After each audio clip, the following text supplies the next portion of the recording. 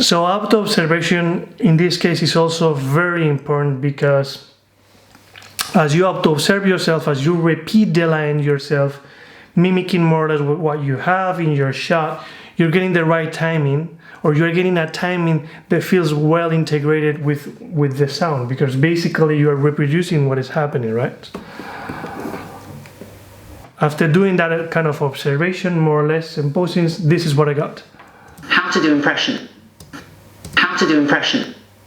I actually did the impressions as an overshoot.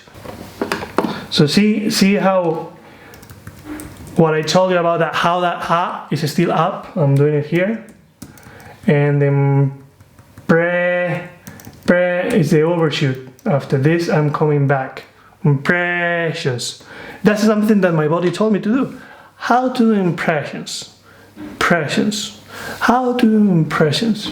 So, as you can see, we're always trying to reference the work that we are doing with our body as much as we can, because it's always, our body is a way to, let's say, to bring everything down to normal, or to a timing that feels kind of like natural. So it helps us to create that kind of unity, right? Mouth tweaks are starting to be a thing also in this stage. I do a lot of mouth tweaks.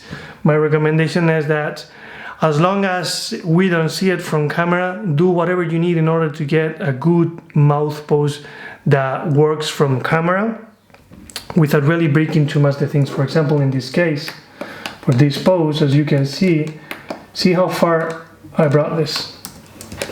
Basically got this control here, and I brought it back, and I also got this one, and I brought it as back as I can. And so in this part you can see that it's broken, right?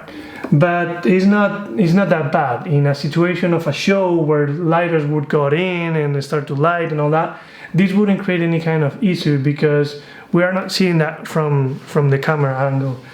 Maybe some issues that would get created here in the inner side, but I don't really see how that can happen.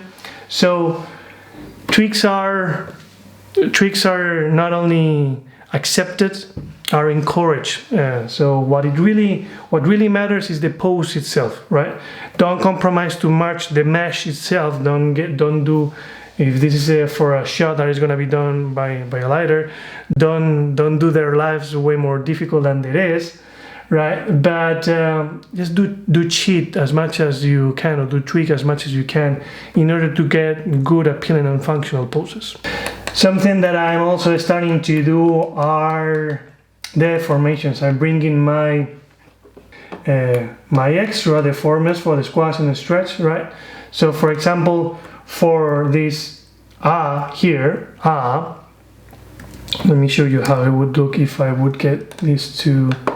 You see how this would look like with more or less more volume. Well, I'm starting to, the thing is that little by little I'm starting to add some deformations here and there, not too much, but some of them, at least in terms of deformations that happen in betweens or in breakdowns. For this part, remember that we are also always using the rule of the 2 frames. Whatever we hear or whatever we notice, if we have like a frame where we know that something is happening, like the how, we come 2 frames before. Okay, that's the rule. Okay, sometimes it's 1, sometimes maybe 3, depending on many situations, but the general rule is 2, and that more or less used to work. Something that I also like to do in order to make sure that accents are in the right timing that we need to be is not just marking the frame of how is the accent of the frame of the accent itself, but also how he gets out of the frame, or how he gets there. Let's see an example. For example, in this part the character is saying walking, right? So I'm not just marking the walk-can, the can. I'm also marking the n. So I do it walk-can. That closing mouth when it goes from the E to the N, it's also helping us to see how well integrated is is the lip sync, or is starting to be the lip sync, right? So let's see that.